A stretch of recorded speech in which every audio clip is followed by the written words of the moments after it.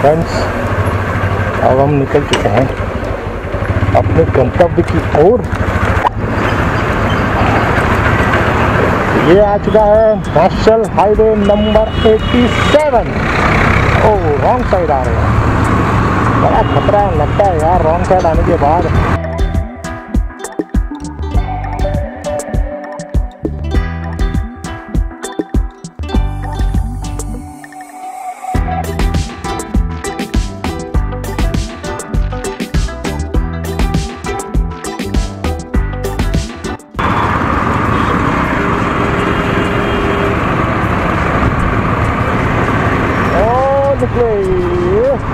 Tractor trolley से आगे निकलेंगे।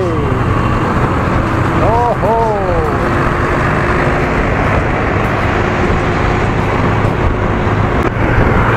चौरासी कोस जो है, मतलब अगर आप उसको किलोमीटर्स में देखें तो 250 किलोमीटर के आसपास आता है।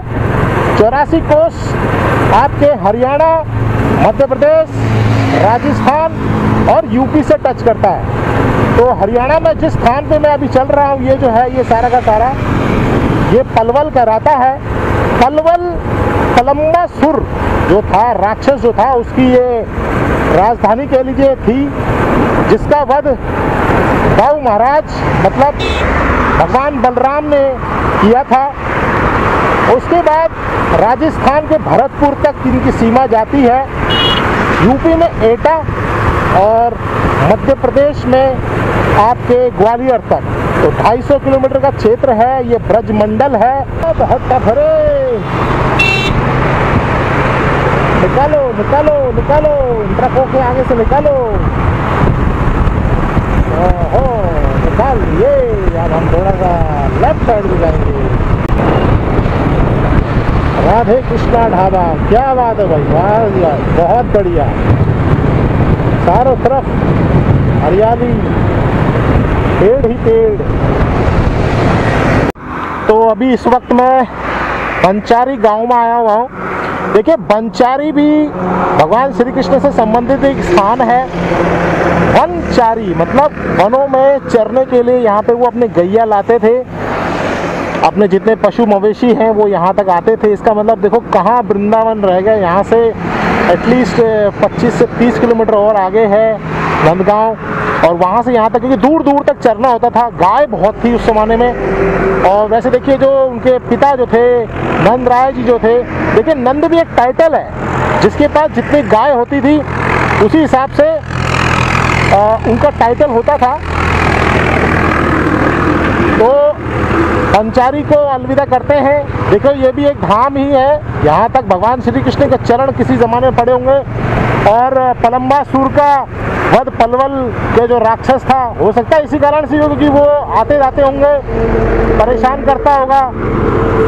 और ये एक नाला नहर टाइप का कुछ समथिंग ब्यूटीफुल।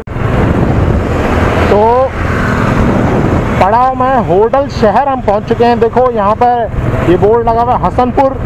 ये जो हसनपुर को जो रास्ता जाता है, यहाँ पे है शेष शाही, भगवान विष्णु शैया पे हैं, शेषनाग की वो स्थान है। मैंने उसके ऊपर ऑलरेडी एक वीडियो बनाया हुआ है दोस्तों, और बहुत ही दिव्य स्थान है।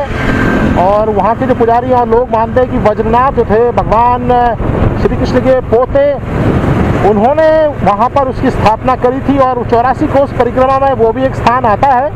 तो ये शहर आपके सामने है होडल, दिस इज़ होडल। और ये लास्ट है पलवल का, और you can say that Haryana का बॉर्डर है यूपी के साथ में।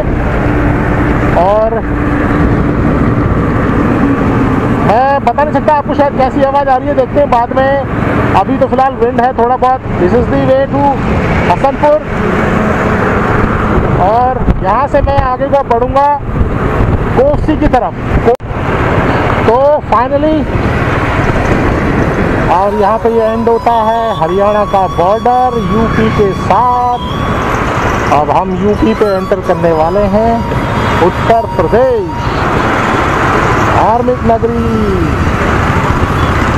प्रभु श्री राम की जन्मभूमि का स्थान। जय श्री राम।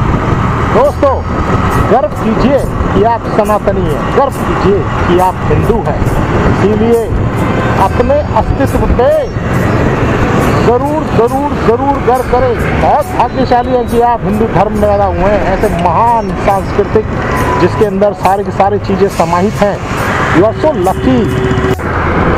तो ये जो क्षेत्र आप देख रहे हो ये सारा कोटवन है। इस साइड में मेरे जहाँ जा रहा उसकी ऑपोजिट साइड में कोटवन की महिमा की एक बार माँ यशोदा ने नंदलाला को बोला कि आप जो लीलाएं करते हो कभी मुझे भी दिखाओ। तो यहाँ एक बहुत बड़ा जंगल था कोटवन के नाम से, और देखो 15 वन है, उसमें से कोटवन है। जैसे वृंदावन है, पांडीर वन है, तो उसी प्रकार से कोटवन भी है। तो माँ यशोदा ने नंदलाला को बोला कि आप जो लीला करते हो अपने दोस्तों के साथ मुझे भी दिखाओ, गोपियों को जो आप जो लीला करते हो। तो कृष्ण ने बोला कि कोई बात नहीं, आप मेरे साथ चलिए। तो उस वन में उनको मिलना था, और वहाँ पे उन्होंने एक कोट मतलब एक किले का आकार बनाया, झाड़ी झुरमुट ये सबों से, पेड़ की लताओं से, उनकी ब्रांचेस से वो किले का निर्माण कराया और कहा कि माँ यशोदा आप इसके पीछे छुप जाओ। तो एक किले का जैसा निर्माण कराया। तो इसीलिए इस स्थान को कहते हैं कोटवन। तो आ गया कोसी शहर। कोसी शहर और मथुरा 45 किलोमीटर है। तो कोसी का क्या अर्थ है अब आपको बता देते हैं। देखिए भगवान श्री कृष्ण जो है आपको सबको पता है, गोपियों के साथ वो लीलाएं करते थे। और देखिए जो भगवान श्री कृष्ण के बारे में आप जानते हैं कि वो सदा ही वो रास ये सब में रहते थे और गोपियों के संग रहते थे। इतना मैं आपको बता दूं, 7 साल की उम्र तक वो गोपियों के संग खेले हैं और 7 या 8 साल की उम्र में रास लीला खेली है। तो इतना छोटा सा बालक को इतनी अकल तो क्या होगी कि वो क्या मतलब जो उल्टा फुल्टा आप समझते हो। तो कोसी में क्या था कि जो गोपियाँ थी उनकी सब दासियाँ थी भगवान की, उनसे मिलने आया करती थी। तो जब वो आती थी तो इतनी सारी संख्या में होती थी कि भगवान कभी कभार मतलब क्योंकि वो पायल की झनकार होती थी, सभी की एक जैसी लगती थी, प्यार तो वो सभी को देते थे समान। तो जब भगवान कृष्ण बांसुरी बजाते होते हैं वनों में, तो जो गोपी आती थी पायल की झनकार जब बजती थी, तो ये उल्टी साइड क्यों आ रहा है भाई। तो पायल की झनकार जब बजती थी तो भगवान पूछते थे कौन सी हो, तो वो पूछते थे। तो उसी कौन सी से इस शहर का नाम पड़ा कोसी। और देखो कोसी आगे छाता है, और देखो यहाँ पे 2 गांव है, बठेन छोटी और बड़ी बठेन। ये मार्ग जा रहा है आगरा को। तो नंदगांव के लिए आप मथुरा वाली रोड को छोड़ दें, यहाँ से लेफ्ट हैंड साइड को ले लें, फ्लाईओवर है, यहाँ से हम लोग को राइट लेना है।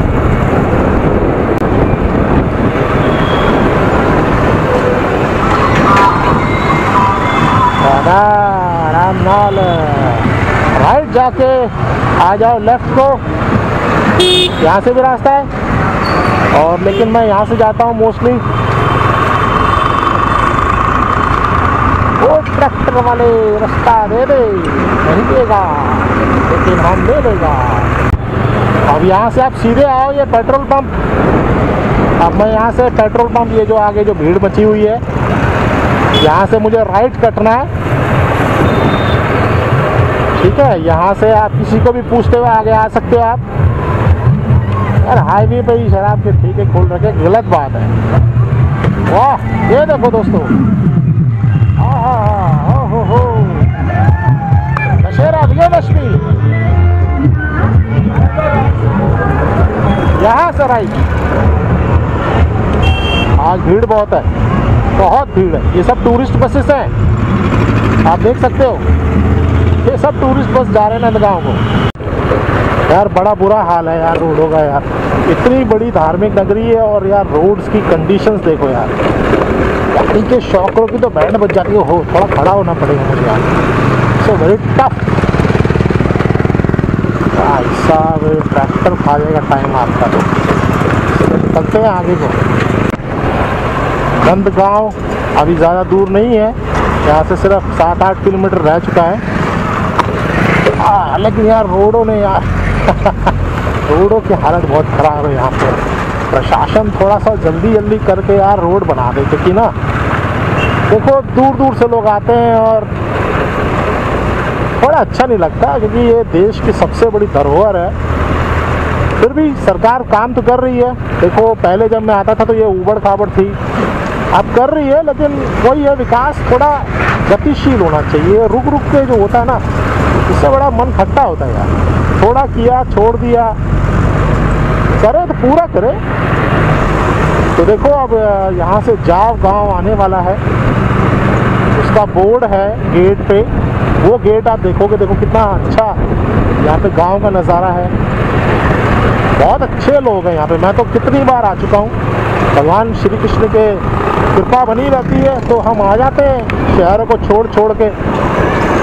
और जीवन में देखो अपना क्या है, अपना आप बता सकते हो जीवन में क्या चीज़ आती है और क्या चीज़ नहीं जाती है। देखो दोस्तों, सबसे बड़ी बात जीवन में आती है जवानी, जिसके हम आनंद लेते हैं और उस आनंद में इतने मशगूल हो जाते हैं कि भाई फ्यूचर के बारे में छोड़ देते हैं। और जीवन में जाति क्या नहीं है, जीवन में जाति नहीं है बुढ़ापा, जिसको हम तैयारी करते ही नहीं है अपनी जवानी के टाइम। जो चीज़ जाती नहीं है उसकी तैयारी करो, है ना, जो जाएगी उसके दौरान ही करो, और अपना कुछ नहीं है।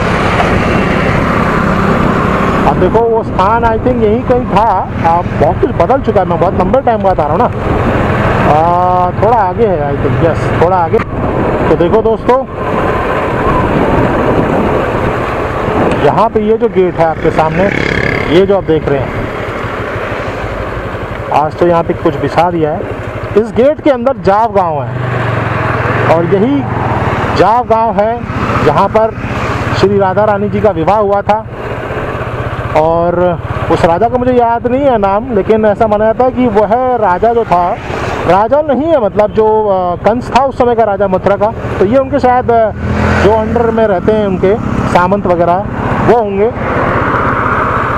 ऐसा माना जाता है कि भगवान श्री कृष्ण के ही वो स्वरूप थे उनके धाम के, लेकिन फिजिकल वर्ल्ड में वो उनके परिवार से संबंधित रखते थे। आई थिंक मामा ऐसे संबंधित कोई रिश्ता था। देखो कितना ब्यूटीफुल है ये जाव गाँव।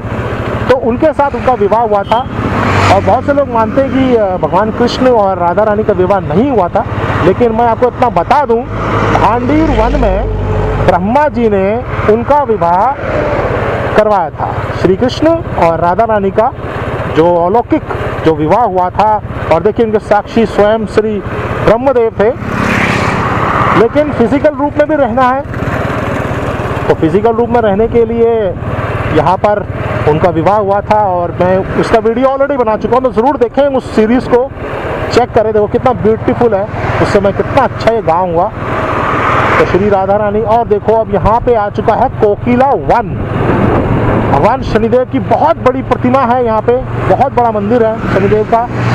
कभी भी शनिदेव के दर्शन करने हो तो कोकिला वन ज़रूर आना। मैंने आपको पहले बताया 15 वन थे, 15 वनों में देखो, वाह, जय जय श्री शनिदेव। तो कोकिला वन है, 15 बड़े वनों में से एक कोकिला वन भी था। ये देखो दर्शन आपको कराते हैं, अद्भुत दर्शन आपको करवाते हैं दोस्तों। ये देखिए, ये हो रहे होंगे आपको दर्शन यहाँ पे शनिदेव महाराज के। बहुत बड़ी प्रतिमा है भगवान शनिदेव की, आप तक कृपा बनाए रखें। नंदगांव 300 मीटर है आई थिंक, किलोमीटर लेकर रखा है यहाँ पे, और यहाँ 3 किलोमीटर है। ये यहाँ से रास्ता है आपको जाने के लिए कोकिला वन, जो शनिदेव मंदिर है, आ जाएगा। तो भगवान कृष्ण ने यहाँ पर दर्शन दिए थे, और कोयल के रूप में यहाँ पे दर्शन मिले थे श्री शनिदेव को। इसीलिए इस जगह को कहते हैं ट्रक, भयंकर ट्रक। तो यहाँ पर दर्शन मिले थे शनिदेव को भगवान कृष्ण के, और कोयल के रूप में आए थे वो, इसलिए कहते हैं इनको कोकिला वन। आ गया राधे राधे, हरे कृष्णा। दोस्तों बोर्ड आपके सामने आ चुका है, अद्भुत दर्शन तीर्थ स्थल नंदगांव में आपका हार्दिक स्वागत है। देखो यहाँ पे वृंदा कुंड 1.9 किलोमीटर, कामा 13.9, गोवर्धन इस साइड, गोवर्धन, बरसाना नंद बाबा का मंदिर, सब कुछ दर्शन होगा। जय जय श्री राधे श्याम, जय श्री कृष्ण। तो ये नंदगांव के दर्शन हो रहे हैं दोस्तों इस दिव्य नगरी की। यहाँ पर अब फिजिकल तो बहुत कुछ बदल चुका है, लेकिन उस ज़माने में क्या स्थान रहा होगा। तो आप देख सकते हो ये जो सामने रोड जा रही है कामा, राजस्थान के लिए, भरतपुर के लिए यहाँ से रास्ता जाता है, और ये जो रोड है यहाँ से बरसाने के लिए जाएगा। लेकिन अब मैं आपको यहाँ पे दिव्य दर्शन धीरे धीरे करवाऊँगा।